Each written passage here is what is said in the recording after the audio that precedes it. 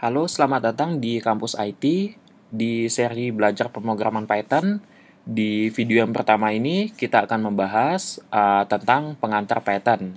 Uh, Mungkin teman-teman yang sudah lama di dunia IT sudah mengetahui tentang bahasa Python ya.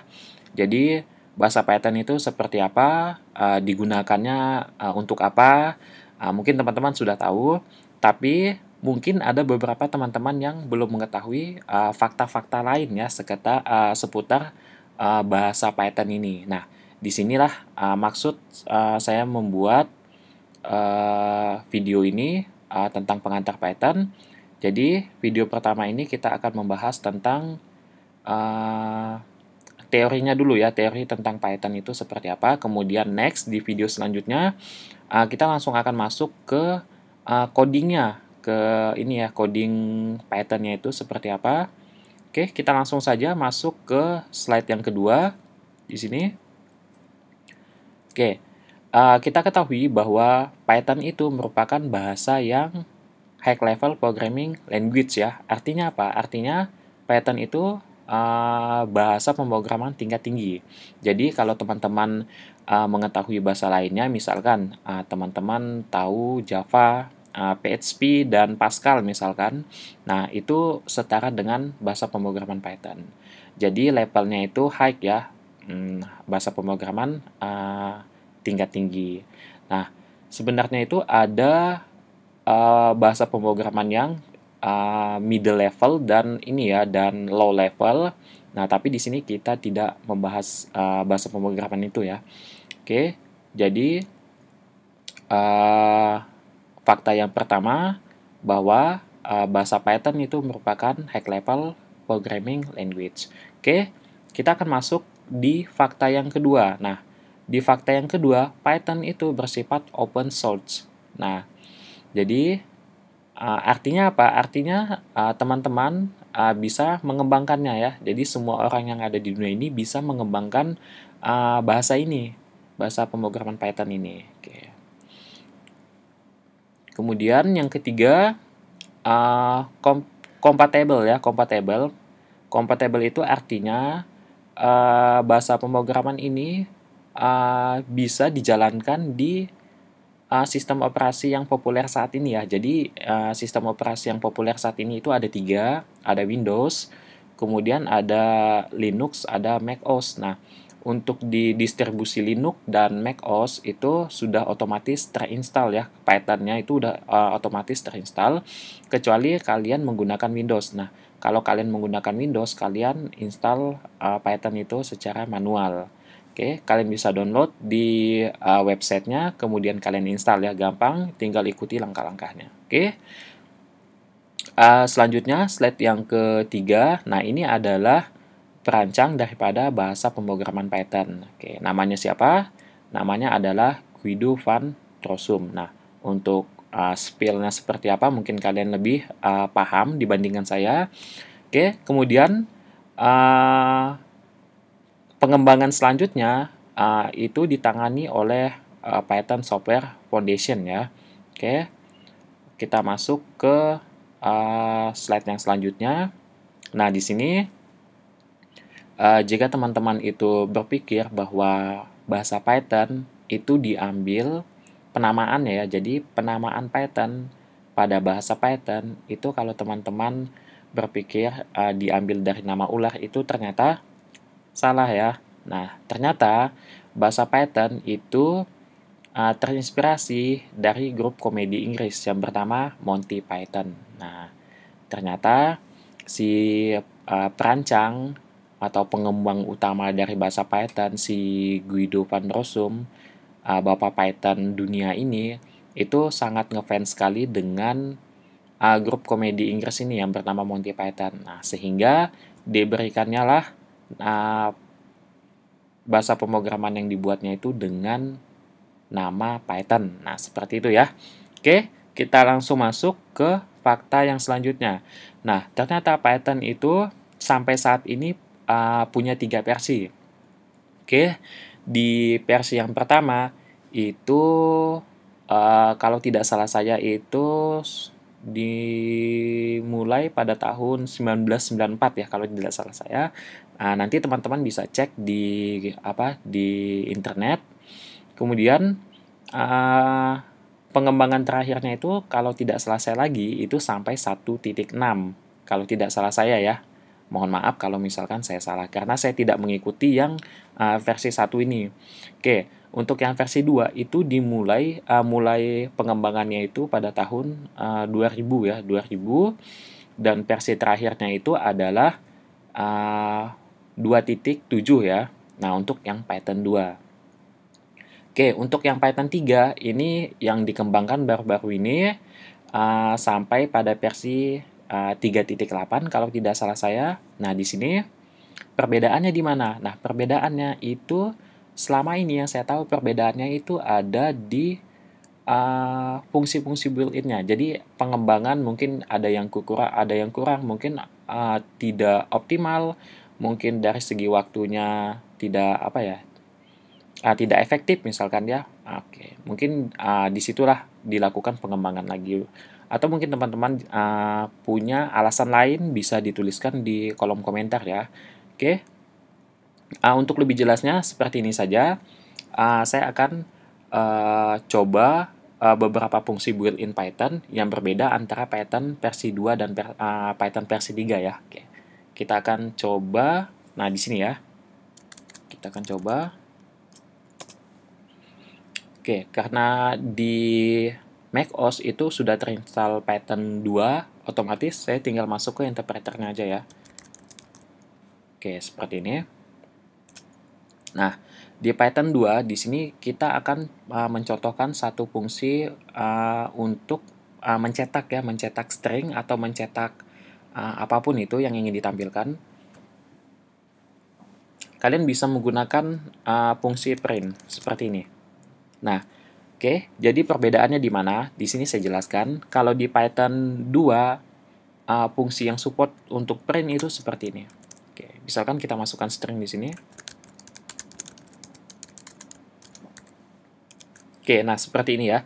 Jadi di Python 2 itu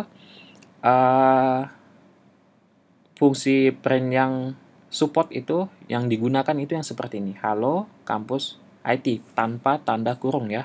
Berbeda dengan Python versi 3. Oke, kita enter saja. Nah, oke, ini dia menampilkan hasilnya. Nah, sekarang saya akan menggunakan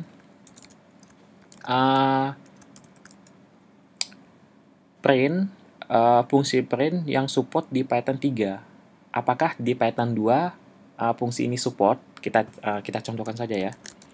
Halo. Oke, maaf, kampus IT. Nah, seperti ini. Ternyata support juga. Oke, sekarang saya akan keluar dulu. Keluar Python 2. Nah, saya udah keluar Python 2 ya. Sekarang saya akan masuk ke Python 3. Nah, di sini saya gunakan versi Python 3.8.2 ya. Sedangkan yang tadi itu Python 2.7.10. Oke, saya akan gunakan fungsi yang sebentar. Oke, di sini kita gunakan fungsi yang support di Python 3 dulu ya. Otomatis bisa digunakan. Halo kampus IT. Nah, ini otomatis string-nya itu ditampilkan. Nah, seperti ini. Nah, gimana kalau misalkan kalian menggunakan yang support di Python 2, tapi kita gunakan di Python 3. Nah, kita contohkan ya. Halo kampus IT. Nah, seperti ini. Tanpa kurung ya. Jelas beda ya di sini. Oke, kita enter saja. Nah, di sini error. Di Python 3 itu error. Nah, ternyata tidak bisa digunakan di Python 3. Nah, jadi yang kalian gunakan adalah yang dengan kurung ini ya. Oke, ada fungsi lain lagi? Ada. Misalkan fungsi input string atau input data melalui keyboard misalkan. Kalau di Python 3 itu menggunakan input saja, sedangkan di Python 2 itu menggunakan raw input kalau tidak salah saya. Raw underscore input. Nah, seperti itu. Oke, kita kembali ke slide dulu. Oke, jadi di versi kedua sampai ketiga ini teman-teman sudah tahu perbedaannya, terutama di fungsi-fungsi built-in-nya Python ya. Nah, di situ banyak sekali perubahan. Jadi uh, teman-teman perlu tahu ya. Oke, kita masuk ke slide selanjutnya. Oke. Nah, di slide yang ke berapa ini? Slide selanjutnya ya. Nah, di slide ini Python itu digunakan untuk apa saja? Oke, jadi yang pertama, Python itu bisa kalian gunakan untuk mengembangkan mobile apps, aplikasi berbasis mobile ya. Jadi aplikasi-aplikasi yang terinstall di smartphone kalian. Nah, itu bisa kalian bisa menggunakan Python dan ada frameworknya ya. Kalau tidak salah saya namanya itu Kivli atau apa saya lupa. Silakan kalian searching di Google. Kemudian selain membuat mobile apps, kalian juga bisa membuat game menggunakan Python. Bisa ya. Dan banyak sekali game-game yang menggunakan Python karena sangat mudah ini ya mengintegrasikannya dengan mesin learning-nya itu board misalkan. Oke, selanjutnya yang ketiga, kalian bisa juga menggunakan Python untuk IoT ya. Oke, kalian bisa membuat program-program untuk microcontroller atau apapun itu yang base-nya memang IoT. Jadi bisa ya. Jadi untuk yang IoT itu bisa menggunakan Python. Oke, selanjutnya kalian juga bisa membuat web menggunakan Python.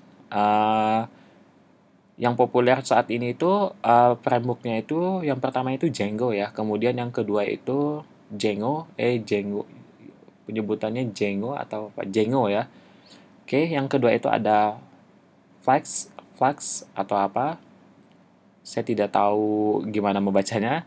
Oke, kemudian kita bisa membuat program atau aplikasi yang base-nya itu command line interface ya. Oke. Nah, seperti itu. Selain dari kelima aplikasi bidang ini, kalian juga bisa menggunakan Python untuk machine learning misalkan. Kemudian bisa juga untuk data science ya yang paling sedang gencar-gencarnya. Kemudian bisa juga kalian menggunakan Python untuk membuat hacking apps. Itu bisa sekali ya. Nah, jadi Python itu bisa digunakan untuk apapun ya. Oke. Nah, oke. Selanjutnya ini adalah perusahaan-perusahaan besar yang menggunakan Python untuk sistemnya. Yang pertama itu ada Netflix. Nah, yang ini ada Netflix. Jadi Netflix itu kalau kalian belum tahu Netflix itu apa, Netflix itu layanan streaming video ya kalau tidak salah saya. Nah, jadi Netflix itu menggunakan Python pada Central Alert Gateway-nya. Nah, ini saya dapatkan sumbernya itu dari nuxit.com. Mungkin seperti itu bacanya, nuxit.com. Nah, sumbernya dari situ. Kalian bisa baca lebih lengkap di situ ya. Oke. Kemudian di Instagram, nah di Instagram ini mereka hanya menyesuaikan dengan kebutuhan saja. Jadi misalkan kalau ada permasalahan di sisi timing misalkan, jadi nanti dioptimasikan lagi menggunakan Python misalkan ya, seperti itu. Oke, kemudian ada Spotify. Nah, di Spotify ini penyedia layanan streaming untuk musik ya kalau tidak salah saya. Aplikasinya bisa kalian unduh juga di smartphone kalian.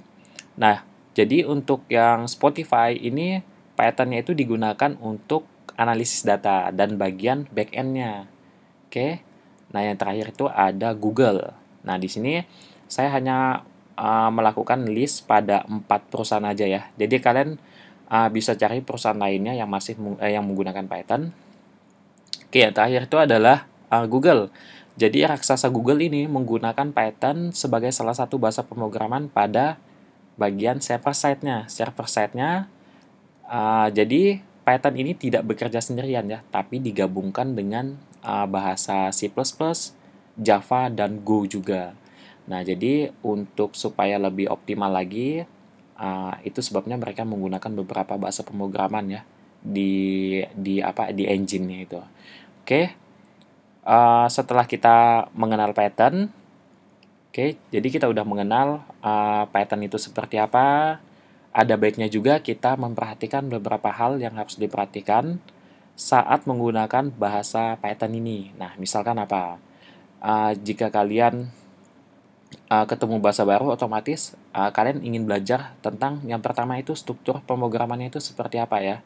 Oke, kemudian ada batasan-batasan tidak untuk bahasa tersebut. Nah, di Python itu ternyata ada batasan-batasan yang sangat perlu kalian perhatikan.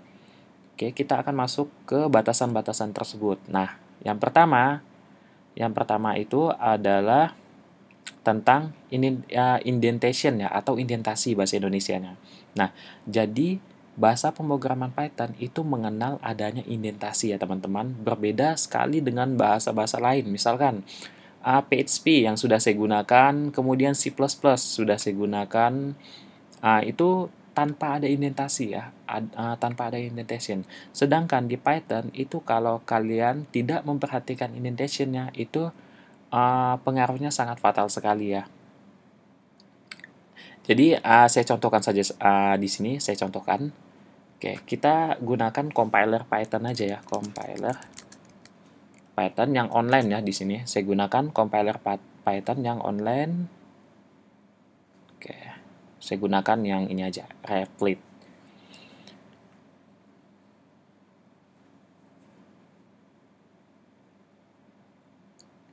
Oke, kenapa saya tidak menggunakan interpreter yang di konsol, yang di terminal saya? Karena di sini kita akan ini ya, kita ingin buat lebih dari satu line, lebih dari satu baris perintah ya, instruksi.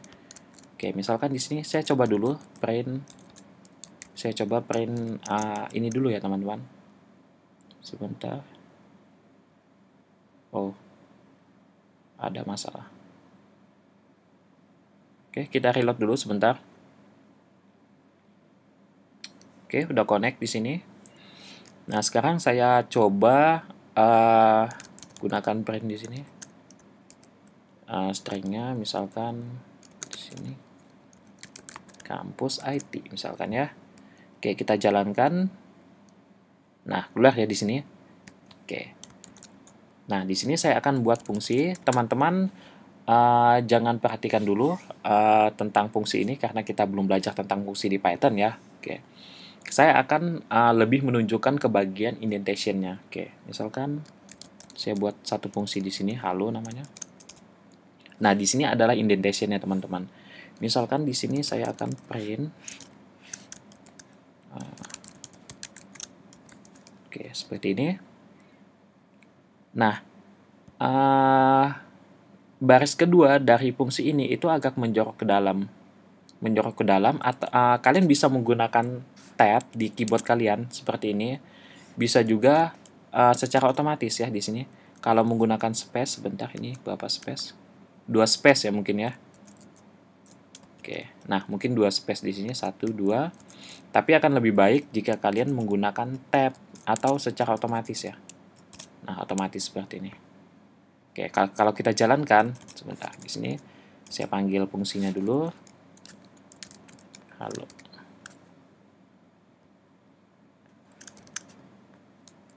Oke, mohon maaf. Oke, keluar ya di sini kampus IT. Oke, saya ubah aja stringnya supaya nggak bingung teman-teman. Nah, halo kampus IT di sini keluar ya. Nah, ini adalah indentation-nya di sini. Nah, ini adalah indentation, jaraknya. Oke. Misalkan kalau kita hapus indentation-nya, apakah dia berjalan? Ternyata enggak ya. Di sini ada keterangan indentation-nya. Nah, ini. Sebenarnya teman-teman kalau di compiler yang online ini, itu kalau misalkan instruksi di baris tertentunya itu salah, dia akan memberikan seperti semacam blok cacing-cacing seperti ini ya, yang di bawah ini, yang warna merah ini. Nah, di garis bawahi ya, tapi bentuknya seperti cacing. Nah, itu artinya script teman-teman itu error ya, salah. Oke, jadi di sini kita gunakan tab. Nah, jadi cacingnya hilang. Oke, seperti itu. Nah, jadi kampus IT seperti ini. Oke, selanjutnya tadi kita sudah bahas tentang indentation, kemudian yang kedua kita bahas tentang semikolon. Nah, kalau di PHP itu menggunakan semikolon untuk statementnya ya, seperti C++ juga. Jadi di bagian statement itu menggunakan semikolon atau titik koma. Nah, di Python kalian bisa mengabaikan hal tersebut. Misalkan kita buat contoh di sini ya. Nah, kalau misalkan di apa? Misalkan kalau di C++ misalkan, kalian otomatis di statement bagian ini setelah membuat fungsinya itu, kalian tambahkan titik koma seperti ini. Nah, di Python itu nggak perlu. Jadi nggak perlu titik koma, dan tidak perlu kurung kurawal buka dan kurung kurawal tutup. Cukup menggunakan titik, seperti ini. Nah, itu hal kedua yang perlu kalian perhatikan sebelum kalian memulai membuat program menggunakan Python. Oke? Kita masuk ke bagian yang ketiga. Nah, yang ketiga itu tentang struktur program. Nah, saya di sini akan contohkan dengan C++ saja. Oke, kalau di C++ kalian struktur programnya itu seperti ini. Include, kalau tidak salah saya ya, IO stream untuk input output ya ini. Kemudian kalau kalian malas membuat std, kalian gunakan aja using namespace std. Nah, seperti ini ya. Kemudian in main. Oke, kurung kawal buka tutup. Nah, strukturnya itu seperti ini. Kemudian di sini adalah sebentar. Di sini adalah blok instruksinya. Nah, oke, kalau di Python ini kalian bisa abaikan. Kecuali kalian nanti ingin membuat fungsi-fungsi, yaitu kalian harus memperhatikan pembuatan struktur fungsinya itu seperti apa. Kalau kalian membuat if else, kalau kalian membuat looping itu punya strukturnya sendiri ya kalau di Python. Nah, kalau untuk membuat di program awalnya itu tidak perlu seperti itu ya. Jadi kalian tidak perlu seperti ini. Nah, kalau di C++ kalian otomatis buat seperti ini. Kemudian nanti ada in A sama dengan 1, kemudian in B misalkan ya, sama dengan 2. Oke, lupa ini. Nah, kemudian nanti ada in C. Itu A ditambah dikali B misalkan ya. Nah, seperti ini. Kemudian nanti C out. C, seperti itu ya. Nah, kurang lebih seperti itu kalau di C++ ya. Nah, kalau di Python kalian tidak perlu membuat struktur yang seperti ini. Cukup kalian buat seperti ini saja. A sama dengan 1 misalkan. Kemudian B sama dengan 2. Kemudian kan bisa tambahkan C di sini. C, C. Kita tampung hasilnya ya di C ini. Misalkan 2 A ditambah B. Kemudian kita print ya. Kita print di sini. C-nya kita print. Kita jalankan. Nah, hasilnya 3 ya. Kalau di Python kalian abaikan saja strukturnya ya. Oke. Itu untuk struktur program di Python. Kemudian tentang tipe data. Nah, kalau di C++ kalian harus menggunakan tipe data. In nilai, in gaji misalkan, atau in harga misalkan, in banyak misalkan, in kuantitas atau in quantity misalkan ya. Nah, di Python itu kalian tidak perlu membuat tipe datanya. Jadi kalian tidak perlu membuat in bla bla bla in. Nah, Python itu membacanya dari nilai yang kalian assign, value-nya. Jadi kalau misalkan value-nya itu tanpa petik seperti itu, ini otomatis kalau petik seperti ini otomatis string ya. Kalau tanpa petik otomatis dia berupa numerik atau numerical. Nah, seperti ini. Nah, jadi tipe data di Python itu bisa kalian abaikan. Oke. Makanya Python itu sebenarnya tidak cocok untuk kalian yang ingin belajar tentang struktur data ya, karena struktur data primitifnya itu tidak bisa kita lihat secara langsung ya di sini. Oke. Yang terakhir atau yang kelima, ini terkait dengan penggunaan huruf ya, lowercase, uppercase, camel case misalkan. Nah, seperti itu. Misalkan, oke, sebentar. Nah, di sini kalau misalkan saya buat print seperti ini ya, teman-teman. Halo, kampus IT. Nah, ini bisa aja jalan ya. Nah, kalau misalkan P-nya ini saya tidak mau P kecil, tapi P besar. Nah, seperti ini. Saya jalankan. Nah, ini akan error ya. Jadi, kalian tolong diperhatikan penggunaan huruf seperti itu ya. Apalagi misalkan kalian menggunakan kapital semua di sini, misalkan. Print seperti ini.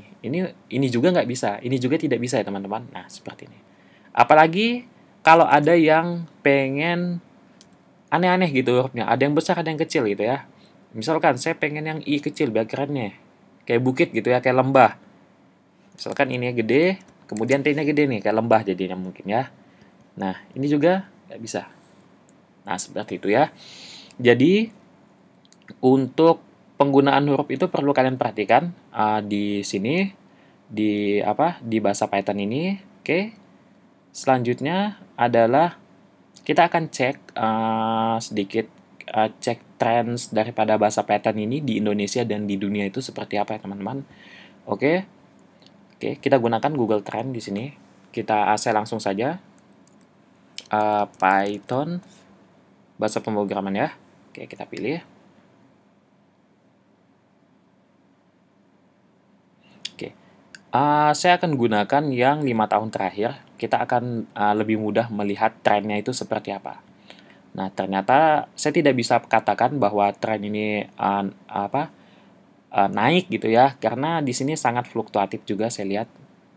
Oke, seperti ini ya teman-teman. Kalian bisa lihat untuk yang Python di Indonesia ya teman-teman. Nah, ini di Indonesia perkembangannya.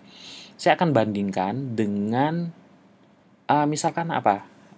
C+ atau Java misalkan ya, yang cukup populer juga itu Java. Saya akan bandingkan dengan Java. Nah, di sini ternyata Java itu trennya menurun. Mulai dari tahun 2015 sampai saat ini trennya itu menurun ya. Jadi pencariannya itu di Indonesia menurun. Oke. Kemudian kita cek di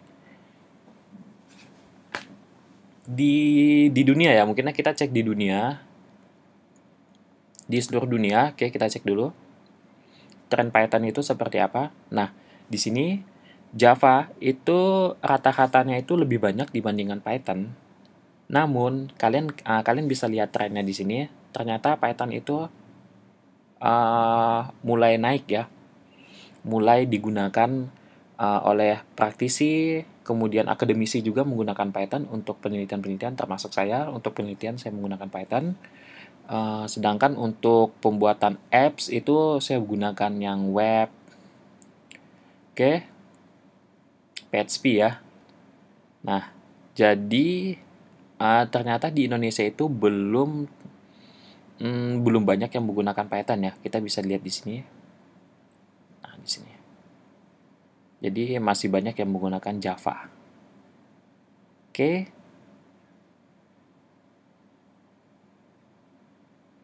Oke, jadi Python itu paling banyak digunakan di Israel, kemudian di Tiongkok, Inggris Raya, kemudian Taiwan, dan Selandia Baru. Nah, itu 5 besarnya ya. Peminat pengguna Python, bahasa Python ini. Sedangkan di Indonesia itu masih belum banyak digunakan ya. Tapi dari tren di dunia ini, Python mulai digunakan ya, mulai meningkat. Nah, di Indonesia juga seperti itu. Oke, kita bandingkan lagi ya dengan yang lain. Mungkin saya bandingkan dengan C++ mungkin. Oke. Kalian bisa ini ya, kalian bisa coba sendiri ya. Kalian ingin bandingkan dengan apa? Tapi kalau kalian bandingkan dengan web, saya rasa itu mungkin ini ya, apa? Mungkin tidak tepat ya, karena kalau Python itu kalian ingin membuat web menggunakan apa dengan Python itu kalian menggunakan Django atau Flask. Nah, di dunia ya, kita cek ternyata pengguna C itu tidak sebanyak pengguna Python dan Java ya. Nah, di sini kita udah tahu. Oke.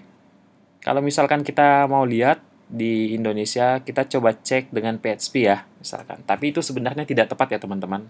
Tapi ya kita coba aja, kita lihat.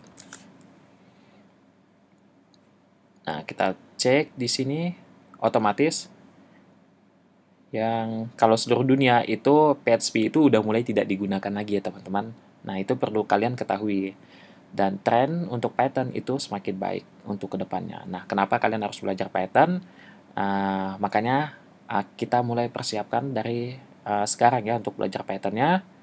Oke, untuk Indonesia, kita cek untuk Indonesia, udah pasti PHP yang lebih tinggi dibandingkan Python, saya rasa ya. Nah, ini Python masih jauh di bawah ya. Tapi di sini cenderung menurun ya, kalau kalian bisa melihat grafiknya. Oke, sedangkan Python itu ya fluktuatif ya, jadi tidak bisa saya katakan bahwa dia mulai naik juga. Oke, kita udah cek di sini. Kemudian untuk penggunaan Python yang paling banyak itu di Papua. Kemudian peminat lainnya di NTT ya, kemudian di DIY. Nah, sebenarnya ini tidak bisa kita kita jadikan acuan juga karena kalau berdasarkan kota-kota ini, karena biasa saya itu searching menggunakan Google tapi lokasi saya dideteksi itu berada di Jawa Tengah bukan di Jogja. Nah, itu kurang tepat ya, teman-teman. Oke, setidaknya ini bisa dijadikan gambaran untuk belajar Python, untuk mempersiapkan diri belajar Python. Oke, demikian video saya yang pertama ini. Nanti akan saya buat video untuk belajar Python yang basic. Kemudian saya akan juga membuat tutorial lainnya seperti basic data science, machine learning menggunakan Python juga. Kemudian saya akan buat tutorial bahasa pemrograman lain seperti C++ dan PHP juga ya, web. Oke, seperti itu. Untuk saat ini terima kasih atas waktu teman-teman sudah menonton video ini. Silakan dibagikan jika memang video ini sangat membantu teman-teman ya untuk belajar Python. Oke, terima kasih dan salam Kampus IT.